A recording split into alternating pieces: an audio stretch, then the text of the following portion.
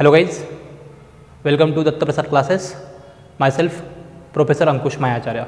So it is our lecture number 9, and in the last 2 lectures we did not upload our lectures on YouTube. Actually I take 2 Zoom meetings, and in that Zoom meetings I took 2 topics, which was the limitations of dimension analysis, and second it was the types of errors in the measurement. So I hope in last Zoom meetings you already studied and understood all the topics related to the first chapter, and our first chapter is units and measurements. Once again, I am from Datta Prasad classes teaching you the subject physics of 11th science, and myself Professor Ankush Mayacharya. You already know, you already watched the lecture number 8 up to the lecture number 8, all the topics related to this units and measurement chapter, and today is our lecture number 9. In this lecture I am going to teach you the estimation of errors. After watching this lecture you will be able to know these terminologies, which are the most probable value or mean value, then second absolute error, mean absolute error, relative error and percentage error. So let's watch this lecture very carefully. I am going to start our first topic, most probable value or mean value. Let's start estimation of errors. तर सगळ्यात पहिले मी तुम्हाला हे समजून देतो की estimation म्हणजे काय. तर इस्टिमेशन याला आपण मराठीत म्हणतो आकलन करणे. म्हणजे एखादी गोष्ट ज्यावेळेला आपल्याला समजून घ्यायची असते किंवा तिला कॉम्प्यूट करायचं असतं, म्हणजे आपल्याला ती व्हॅल्यू शोधायची असते किंवा ती गोष्ट शोधायची असते, तर तिला आपण म्हणतो इस्टिमेशन. मग आपल्याला इथे आता काय शोधायचं आहे, एरर्स. आता बघा, मी ज्या वेळेला लेक्चर नंबर 8 पर्यंत सर्व लेक्चर अपलोड केल्यानंतर लेक्चर नंबर 9 आणि लेक्चर नंबर 10 ज्याला आपण म्हटलं होतं, तर ते मी झूम मीटिंगमध्ये घेतले होते. आणि या झूम मीटिंगमध्ये तुम्हाला 2 टॉपिक शिकवले होते. त्यापैकी पहिला पॉईंट आपला होता लिमिटेशन्स ऑफ डायमेन्शनल ॲनालिसिस. म्हणजे आपण डायमेन्शनल ॲनालिसिस यूज करत होतो आणि मग त्याच्या लिमिटेशन म्हणजे मर्यादा कोणत्या होत्या ते आपण समजून घेतलं. आणि त्याच्यानंतरचा सेकंड पॉईंट सुद्धा, त्याच्यात आपण टाईप्स ऑफ एरर बघितला होता, म्हणजे एररचे प्रकार कोणते कोणते ते पण आपलं संपलं. मग आता आजच्या टॉपिकमध्ये आपण काय करणार आहे, तर हे जे एरर्स आहेत ते एरर शोधायचे कसे किंवा त्यांचं कॅल्क्युलेशन कसं करायचं ते आपल्याला समजून घ्यायचं आहे. मग याच्यात सगळ्यात पहिली जी टर्म आपल्याला आजची समजून घ्यायची आहे तिचं नाव आहे मोस्ट प्रोबेबल व्हॅल्यू. चला तर मग मोस्ट प्रोबेबल व्हॅल्यू किंवा मीन व्हॅल्यू म्हणजे काय असतं ते आपण अगोदर समजून घेऊ. As I wrote in bracket AM, तर आपल्याला हे समजलं पाहिजे की मोस्ट प्रोबेबल व्हॅल्यू किंवा मीन व्हॅल्यू ही AMने दाखवली जाते.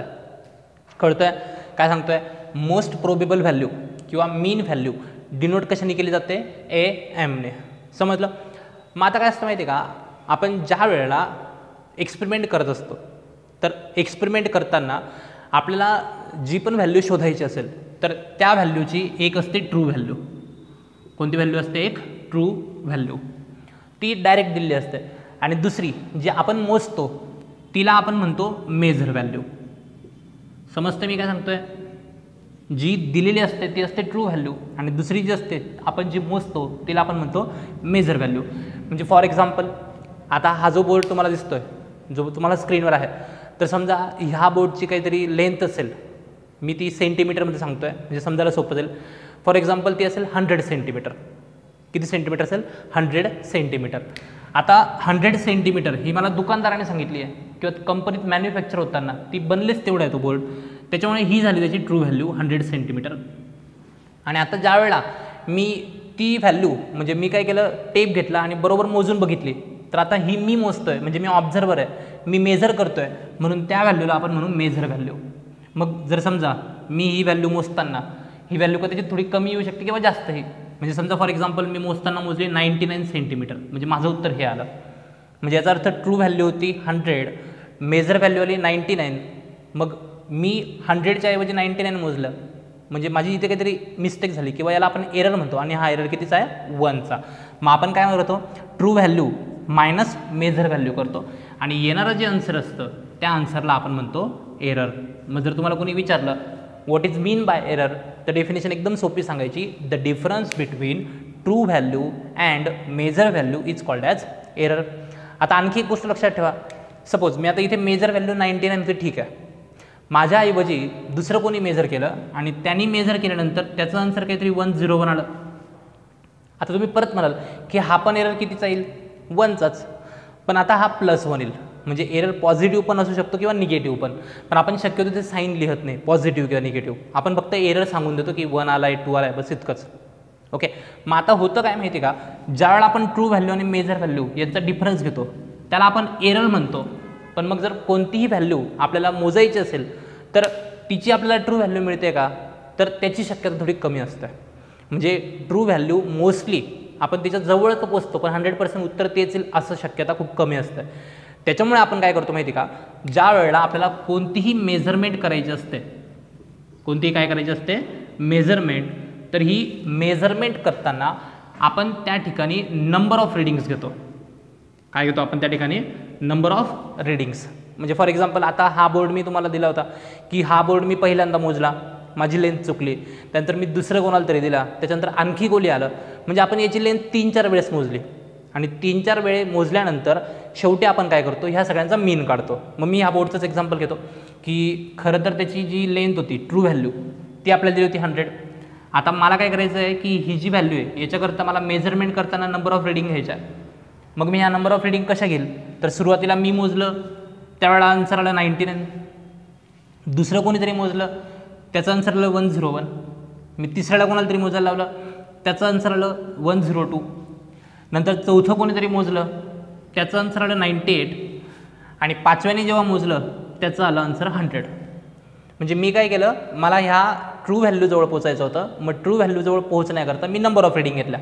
नंबर ऑफ रीडिंग म्हणजे किती रीडिंग घेतल्या, 1 2 3 4 5, टोटल मी 5 रीडिंग घेतल्या, राईट.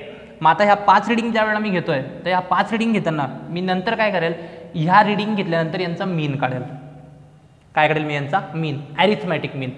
तो कसा फाईंड करेल, तर मी लगेच ते कॅल्क्युलेशन करताना असं करेल, 99 + 101 + 102 + 98 + 100 आणि यांचा मीन काढायचा. म्हणजे आपण जसं सिम्पल ॲव्हरेज फाईंड करायचं त्याच पद्धतीने याला divide by number of reading करेल. आता इथे नंबर ऑफ रीडिंग किती आहे, 1 2 3 4 5, मग मी याला 5 ने डिवाइड करतो. आता यांचं जर कॅल्क्युलेशन केलं तुम्ही तर कॅल्क्युलेशन मी करून टाकतो डायरेक्टली, तुम्ही पण मनातल्या मनात करा, याचं आन्सर काहीतरी 500 येतं आहे. ओके, आता कॅल्क्युलेशन केल्यानंतर आन्सर 500 आलं, डिवाइड बाय काय 5, मग 500 डिवाइड बाय 5 हे जर आपण कॅल्क्युलेशन केलं तर आपल्याला फायनल आन्सर मिळतं 100 आणि युनिट काय आलं, सेंटीमीटर. मग आपण काय केलं बघा, आपण मीन काढला याचा सर्वांचा, काय काढला, मीन. आणि हा मीन का काढला, कारण आपल्याला कोणाजवळ पोचायचं होतं, ट्रू व्हॅल्यूजवळ, आणि मीन आला आपला 100 आणि ट्रू व्हॅल्यू पण किती होती 100, म्हणजे आपण मीन काढून ट्रू व्हॅल्यूच्या जवळ पोचतो. मग आपण हा जो मीन काढला ह्या मीनलाच आपण म्हणतो मोस्ट प्रॉबेबल व्हॅल्यू, म्हणजे सगळ्यात मोस्ट म्हणजे जास्तीत जास्त शक्यता असणारी किंवा जवळची व्हॅल्यू, तिला आपण मोस्ट प्रॉबेबल व्हॅल्यू म्हणतो, किंवा याचं दुसरं नाव मीन व्हॅल्यूसुद्धा आहे. आणि आपण हा डिनोट कशाने करतो, AM ने. मग आपल्याला पुस्तकात जी आता मोस्ट प्रॉबेबल व्हॅल्यूची डेफिनेशन आहे ती डेफिनेशन आपण पुस्तकातून चेक करू, म्हणजे आपल्याला समजायला सोपं जाईल. आता मी तुम्हाला फक्त एक एक्झाम्पल दिलं होतं की या एक्झाम्पलमध्ये जर आपल्याला ट्रू व्हॅल्यूजवळ पोचायचं असेल किंवा एरर कमी करायचं असेल तर आपण एकच रीडिंग घेतो का, नाही, we take number of reading. आणि या नंबर ऑफ रीडिंग म्हणजे किती, इथे मी 5 रीडिंग घेतल्या, 1 2 3 4 5, नंतर त्यांचा मीन फाइंड केला आणि मीन फाइंड केल्यानंतर शेवटी जे आन्सर आलं याला आपण काय म्हणतो, मोस्ट प्रॉबेबल व्हॅल्यू.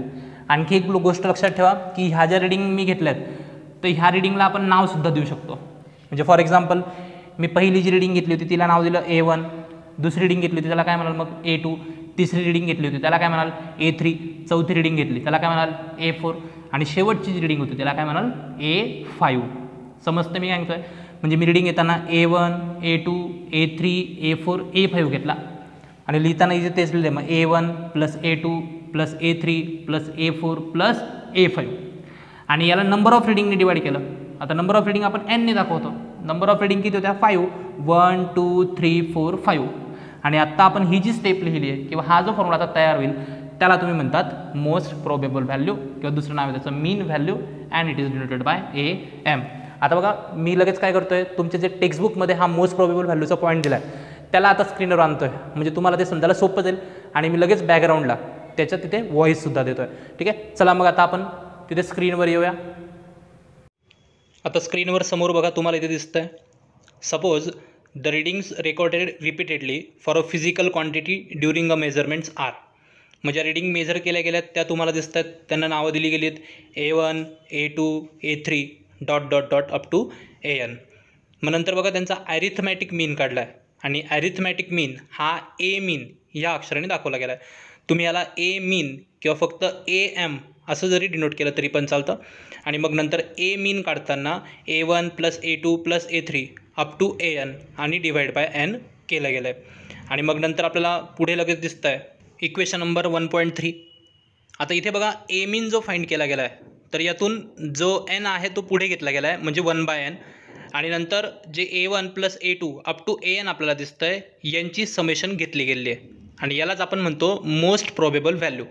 मग ती मोस्ट प्रोबेबल व्हॅल्यू नेमकी कशी फाइंड केली गेली आहे हे मी पुन्हा एकदा तुम्हाला आता बोर्डवर समजून देतो. चला पुढे बघा. मग आत्ता टेक्स्टबुकमध्ये मी तुम्हाला मोस्ट प्रोबेबल व्हॅल्यू याच्या स्क्रीनवर नेलं होतं टेक्स्टबुकमधल्या आणि त्या स्क्रीनशॉटच्या माध्यमातून तुम्हाला समजवलं आहे. आय होप तुम्हाला ते समजलं असेल. आता मोस्ट प्रोबेबल व्हॅल्यूच्या नंतरचा जो पुढचा पॉईंट आपल्याला समजून घ्यायचा आहे त्याचं नाव आहे ॲब्सोल्यूट एरर. पुढचा जो पॉईंट आहे त्याचं नाव आहे ॲब्सोल्यूट एरर. आणि जर समजा तुम्हाला ॲब्सोल्यूट एरर समजलं तर ह्या ॲब्सोल्यूट एररवरनं लगेच आपण मीन ॲब्सोल्यूट एररसुद्धा समजून घेणार आहोत. ठीक आहे. तर मग आता ॲब्सोल्यूट एरर समजून घेण्याकरता मी तुम्हाला परत एकदा आठवण करून देतो की आत्ता मी अगोदर सांगितल्याप्रमाणे मोस्ट प्रोबेबल व्हॅल्यू काढण्याकरता आपण काही इंडिव्हिज्युअल व्हॅल्यू घेतल्या होत्या. म्हणजे आपण नंबर ऑफ रिडिंग ज्या वेळेला घेतल्या तर नंबर ऑफ रिडिंग घेताना पहिली रिडिंग A1 मानली होती, दुसरी रिडिंग A2 मानली होती, तिसरी रिडिंग A3 मानली होती. किंवा जर तुम्ही नंबर ऑफ रिडिंग घेत असाल तर नंबर ऑफ रिडिंग करता शेवटची व्हॅल्यू आपण AN मानतो. समजतंय. मग नंतर आपण पुढे काय केलं होतं तर आपल्याला मोस्ट प्रोबेबल व्हॅल्यू म्हणजे मीन पाहिजे होता म्हणून ए मीन काढण्याकरता आपण फॉर्म्युला घेतला होता A1 + A2 + A3 + dot dot dot plus up to AN. आणि याला आपण डिव्हाइड कशाने केलं होतं Nनी, कारण N म्हणजे काय होतं तुमचा नंबर ऑफ रिडिंग. आणि मग नंतर पुढच्या पॉईंटला तुम्ही हे पण बघितलं की इथे हा N आपण याला 1/N बाहेर लिहून घेतला आणि ब्रॅकेटमध्ये उरला A1 + A2 + A3 + dot dot dot plus up to AN. आपण हे आता इक्वेशन घेतलं होतं. ठीक आहे. आणि नंतर तुम्हाला हे पण तिथे सांगितलं गेलं आहे की आता इथे जर बघितलं तर आपल्याला प्रत्येक ठिकाणी एच दिसतो आहे. A1, A2, A3 up to AN म्हणजे प्रत्येक ठिकाणी एच हा कंटिन्यू आहे. फक्त एची ही व्हॅल्यू 1, 2, 3, 4 अप टू N वाढत जात आहे आणि प्रत्येक ठिकाणी त्यांची ॲडिशन केली गेली आहे म्हणजे त्यांची सम आहे. म्हणजे याला आपण समेशनच्या फॉर्ममध्ये कन्व्हर्ट करू शकतो. तर समेशनच्या फॉर्ममध्ये कसं कन्व्हर्ट करू शकतो? This can be write as summation of AI. मी याला कसं लिहू शकतो समेशनच्या फॉर्ममध्ये. तुम्ही हे 10th पर्यंत शिकले असाल की ज्या वेळेला सेम क्वांटिटी किंवा सेम नंबर जर इथे कंटिन्यू दिला असेल आणि त्याची ॲडिशन असेल तर त्याला समेशनच्या फॉर्ममध्ये लिहिता येतं. याला मी AI म्हणतो आहे आणि आयची जी व्हॅल्यू आहे it changes from 1 to N. म्हणजे इथे काय होणार आहे तर ए मीन यालाच आपण शॉर्टकट AM पण दाखवतो. तर AM दाखवताना आपण इथे 1/N बाहेर घेतला आणि ही जी पूर्ण टर्म आपल्याला दिली होती तर ह्या पूर्ण टर्मला आपण समेशनच्या फॉर्ममध्ये लिहिलं. Summation of AI. इथे आयची व्हॅल्यू 1 पासून कुठपर्यंत चेंज होत आहे N पर्यंत. जर आपण त्याला असं लिहिलं म्हणजे याला सॉल्व्ह केलं तर आपल्याला हाच फॉर्म्युला मिळेल किंवा हेच ब्रॅकेट मिळणार आहे. म्हणजे हे झालं तुमचं आत्ता मोस्ट प्रोबेबल व्हॅल्यू. आता मोस्ट प्रोबेबल व्हॅल्यू जर तुम्हाला समजली असेल तर याच्यावरून ॲब्सोल्यूट एरर काढणं खूप सोपं असतं. ते कसं ते आता समजून घ्या.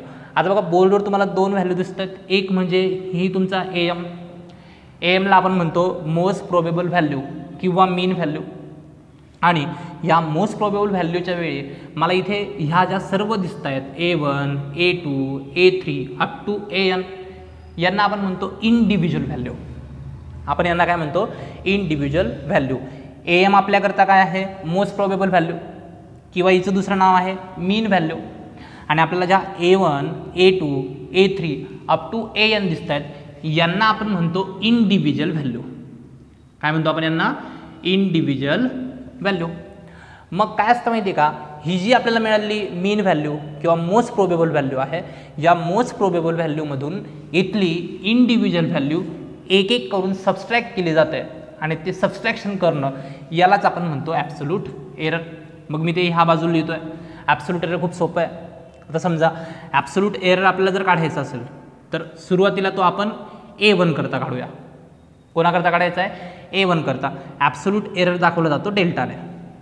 कशाने दाखवला जातो डेल्टाने. मग आपल्याला जर पहिला एरर काढायचा असेल फर्स्ट ॲब्सोल्यूट एरर, तर त्याला आपण डेल्टा A1 म्हणू.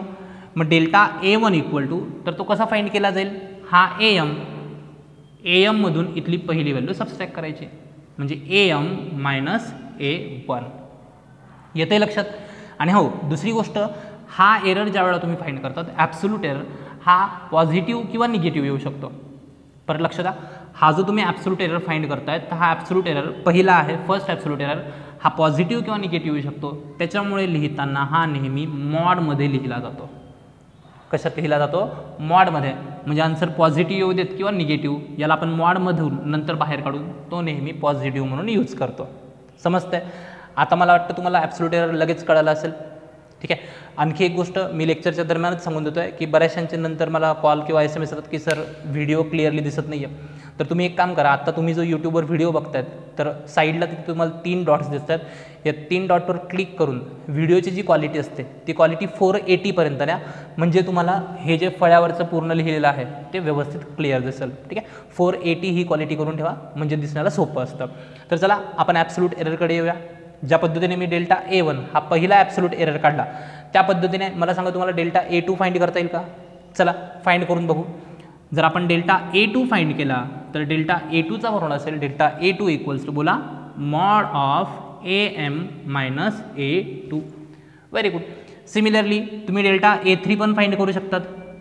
मग डेल्टा A3चा फॉर्म्युला काय येईल, तर तो फॉर्म्युला येईल AM minus A3. Very nice. म्हणजे हे जे आत्ता तुम्ही फाइंड करतायत, तर याला तुम्ही म्हणतात ॲब्सोल्यूट एरर.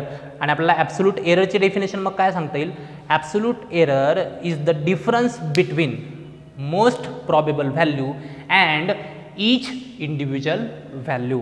म्हणजे याचा अर्थ काय, तर ॲब्सोल्यूट एरर हा 2 जणांमधला डिफरन्स असतो, सबस्ट्रॅक्शन असते, फरक असतो. कोणाकोणामधला, तर पहिला AM, तर AM आहे तुमचा मोस्ट प्रॉबेबल व्हॅल्यू किंवा त्याला आपण म्हणतो मीन व्हॅल्यू. याच्यामधला आणि कशामधला डिफरन्स, ईच इंडिव्हिज्युअल व्हॅल्यूमधला. ओके. ज्या पद्धतीने तुम्ही डेल्टा A1 शोधला, डेल्टा A2 शोधला, डेल्टा A3 शोधला, त्याच पद्धतीने तुम्ही डेल्टा AN सुद्धा शोधू शकतात. मग जर तुम्ही डेल्टा AN शोधताय, तर डेल्टा ANचा फॉर्म्युला काय येईल, AM मायनस AN. म्हणजे तुम्ही डेल्टा A1 शोधला, डेल्टा A2 शोधला, डेल्टा A3 शोधला आणि डेल्टा AN शोधला.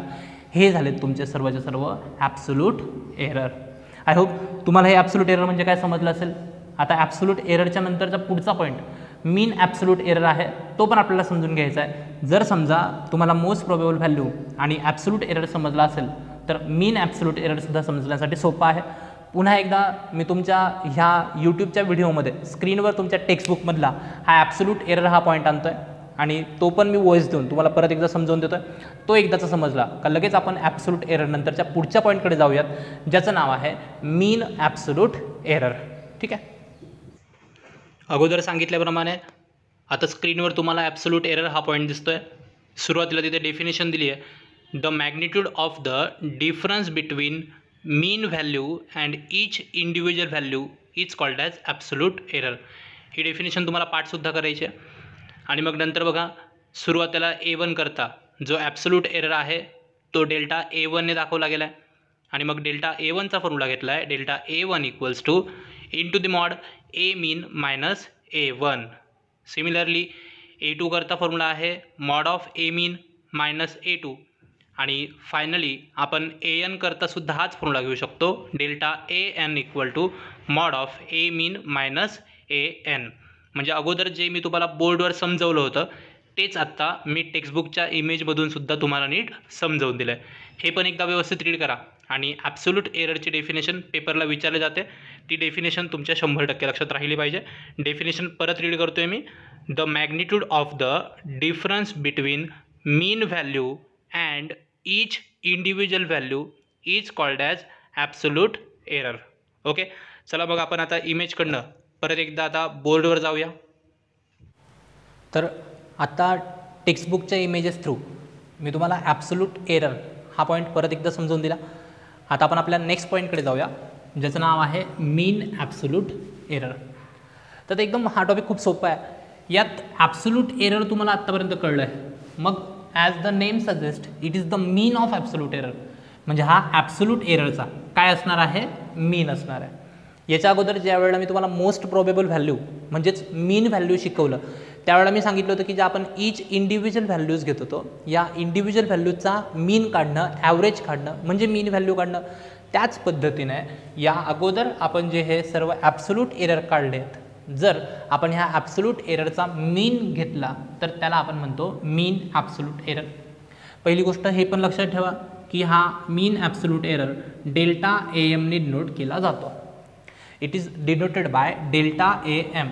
आता पुस्तकात तुम्हाला मीन हा शब्द दिसेल, डेल्टा ए मीन, याच्याऐवजी तुम्ही फक्त डेल्टा AM लिहिला तरी देखील चालतो. मग मी या ठिकाणी डेल्टा AMच यूज करणार आहे. मग आता डेल्टा AM कसा फाइंड करायचा, तर सर्व ॲब्सोल्यूट एररचा आपल्याला काय घ्यायचा आहे, मीन. मग इथे आपण एक एक करून बघूया. सुरुवातीला मी डेल्टा A1 घेणार, नंतर डेल्टा A2, नंतर डेल्टा A3 आणि अप टू डेल्टा AN या सगळ्यांची मी काय घेणार, सम. मग मी ह्या साईडला लिहितो आहे therefore delta AM equals to delta A1 plus delta A2 plus delta A3 up to dot dot dot plus delta AN. आणि जर आपण ॲव्हरेज काढतो आहे आणि इथे जर रीडिंग घेताना नंबर ऑफ रीडिंग n घेतो आहे, so it will be divided by n. म्हणजे याला मी कशाने डिवाइड करेल, n ने. मग आता हा जो तुम्ही फॉर्म्युला काढला it is called as mean absolute error. मी या अगोदर पण सांगितलं की हे सगळे जे फॉर्म्युलाज आहेत म्हणजे ॲब्सोल्यूट एरर, मीन ॲब्सोल्यूट एरर किंवा याच्यानंतरचे पुढचे दोन एरर ज्यात आपण रिलेटिव्ह एरर आणि पर्सेंटेज एररचा अभ्यास करणार आहे, तर याच्यावरचं ज्यावेळेला आपण न्यूमरिकल सॉल्व करतो तर न्यूमरिकल सॉल्व केल्यानंतर हे फॉर्म्युले आणखी व्यवस्थित क्लिअर होतात. तर याच्यात मी अजून काही मॉडिफिकेशन करू शकतो का किंवा चेंजेस करू शकतो का ते पण आपण बघून घेऊया.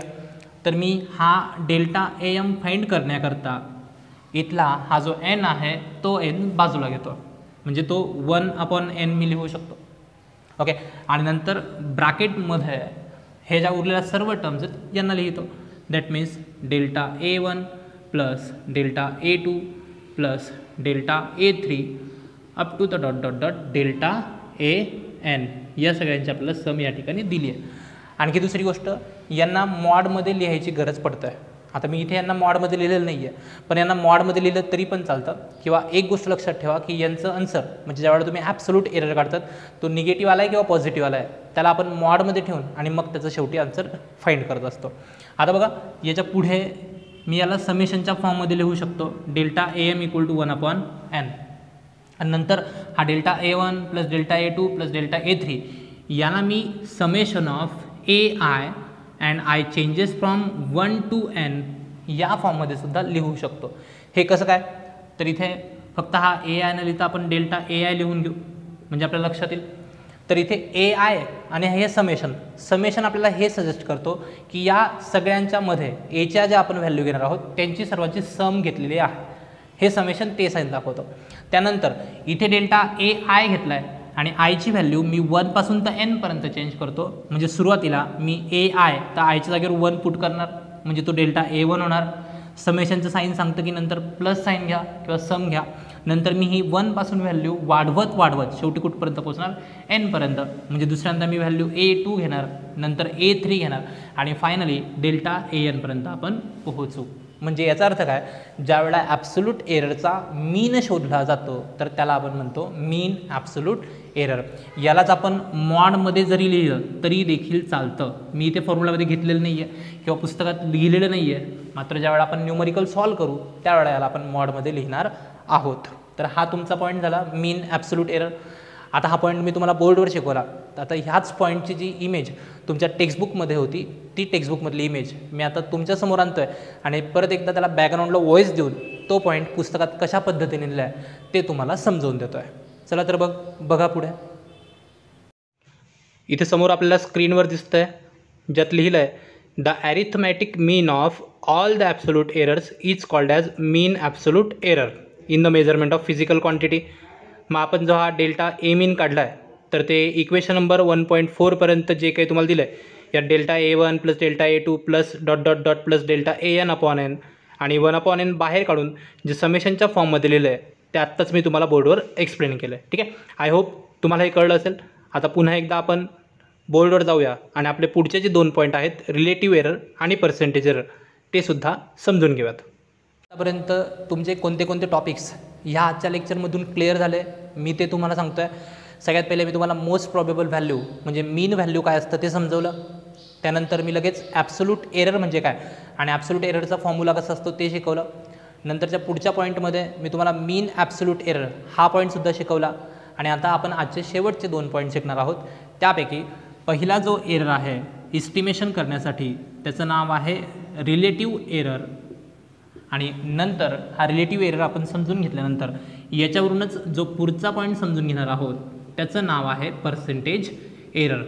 आजच्या ह्या टॉपिकचे हे शेवटचे 2 पॉईंट आहेत. व्यवस्थित समजून घ्या. आपण आजचा जो पॉईंट बघतोय पुन्हा एकदा सांगतोय त्याचं नाव आहे इस्टिमेशन ऑफ एरर. म्हणजे याच्यात आपण हे शिकणार आहोत की एरर यांचं आकलन कसं केलं जातं किंवा ते कॉम्प्यूट म्हणजे कॅल्क्युलेट कशा पद्धतीने केले जातात. मग आपल्या पुन्हा आठवण करून देतोय मोस्ट प्रोबेबल व्हॅल्यू म्हणजे मीन व्हॅल्यू एएमने दाखवतो ते आपण शिकलो. नंतर ॲब्सोल्यूट एररबद्दल शिकलो आणि मीन ॲब्सोल्यूट एररबद्दल सुद्धा शिकलो. आता आपण येतोय पुढच्या पॉईंटकडे ज्याचं नाव आहे रिलेटिव्ह एरर. तर आता नावातच आपल्याला समजतंय की रिलेटिव्ह म्हणजे ज्याला आपण मराठीत समजा नातेवाईक किंवा संबंधित म्हणतो. त्याच पद्धतीने ज्यावेळेला आपण इस्टिमेशन करत होतो तर इस्टिमेशन करत असताना आपल्याला 2 व्हॅल्यू ह्या एकमेकांशी रिलेटेड दिसल्या. जसं की बघा आपण आपला जो मीन ॲब्सोल्यूट एरर होता तर तो मीन ॲब्सोल्यूट एरर हा दाखवला होता डेल्टा एएमने. मीन ॲब्सोल्यूट एरर कशाने दाखवला होता डेल्टा एएमने. आणि त्याच्या अगोदर आपण मीन व्हॅल्यू घेतली होती किंवा ह्याच मीन व्हॅल्यूला मोस्ट प्रॉबेबल व्हॅल्यू असं सुद्धा म्हटलं जातं आणि ती आपण एएमने डिनोट केली होती. कळतंय. म्हणजे जर थोड्याफार प्रमाणात आपण नीट लक्ष दिलं तर हे आपल्याला रिलेटिव्ह वाटतात नातेवाईक. म्हणजे सोप्या शब्दात सांगायचं म्हटलं त्यांचं आडनाव सारखंच दिसतंय एएम किंवा इन शॉर्ट त्यालाच तुम्ही अंकुश मायाचार्य पण म्हणू शकतात. ठीक आहे. जोक अपार्ट हा मीन ॲब्सोल्यूट एररमध्ये हा तुमचा डेल्टा एएम झाला आणि नंतर हा तुमचा एएम झाला. मग यांच्यामधला जो रिलेशन जो एररच्या फॉर्ममध्ये तुम्ही दाखवतात त्याला तुम्ही रिलेटिव्ह एरर म्हणतात. मग काय केलं जातं तर ज्या वेळेला तुम्ही हा रिलेटिव्ह एरर शोधतात तर हा रिलेटिव्ह एरर शोधताना हा जो डेल्टा एएम म्हणजे मीन ॲब्सोल्यूट एरर आहे या मीन ॲब्सोल्यूट एररला मीन व्हॅल्यू म्हणजे एएमनी डिव्हाइड केलं जातं. समजतंय. म्हणजे आपला हा जो रेशो आहे डेल्टा एएम अपॉन एएम तर हा जो तुम्ही रेशो घेतात ह्या रेशोला आपण म्हणतो रिलेटिव्ह एरर. मग मी इथेच त्याची डेफिनेशनसुद्धा सांगू शकतो. The relative error is define as it is the ratio of mean absolute error to the mean value of the arithmetic mean किंवा ॲरिथमॅटिक ईच इंडिव्हिज्युअल व्हॅल्यू. म्हणजे आपण ज्या वेळेला रिलेटिव्ह एरर काढत असतो तर रिलेटिव्ह एरर काढत असताना आपण डेल्टा एएम म्हणजेच याला आपण मीन ॲब्सोल्यूट एरर म्हणतो. मीन ॲब्सोल्यूट एररला आपण मीन व्हॅल्यू किंवा मोस्ट प्रॉबेबल व्हॅल्यूने डिव्हाइड करतो. ही झाली तुमची रिलेटिव्ह एररची डेफिनेशन. याच्यात एएम आणि एएम कॅन्सल करायचा नाही कारण दोघंही व्हॅल्यू वेगळ्या आहेत. ठीक आहे. ज्यावेळेला आपण न्यूमरिकल सॉल्व करू म्हणजे याच्यावरचं आपलं पुढचं न्यूमरिकल आहे 5.1 म्हणून 1.5 म्हणून ते न्यूमरिकल ज्यावेळेला सॉल्व करेल त्यावेळेला आपण हे फॉर्म्युला यूज करू म्हणजे याचं ॲप्लिकेशन अजून आपल्याला चांगल्या पद्धतीने कळेल. आता जर तुम्हाला रिलेटिव्ह एरर कळालं असेल रिलेटिव्ह एररचा हा फॉर्म्युला कळाला असेल तर लगेचच आपण पर्सेंटेज एरर काय असतं ते सुद्धा समजून घेऊ.